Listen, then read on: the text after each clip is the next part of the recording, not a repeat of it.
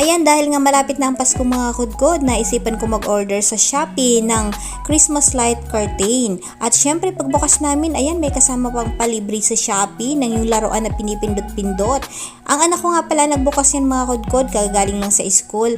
Abay, ayaw niya nang kumain muna. Gusto niya mag-unboxing na daw muna kami, kaya dali-dali kami nagbukas nitong aming in order. I think nga mga kudkod, nahirapan ng aking anak. Siyempre balot na balot yan, kaya lang walang karton mga kudkod. Kaya naman tinesting ko na yan para makita natin kung gumagana, diba? Ayan, iba-iba ang kulay ang aking napili kasi yan ang gusto ng aking nanay. Meron din yung iba-ibang kulay mga kudkod, kagaya ng warm light or yellow ang kulay. Yan nga pala ay pwede nating isabit sa labas o sa loob ng bahay, parang kortina yan mga kudkod.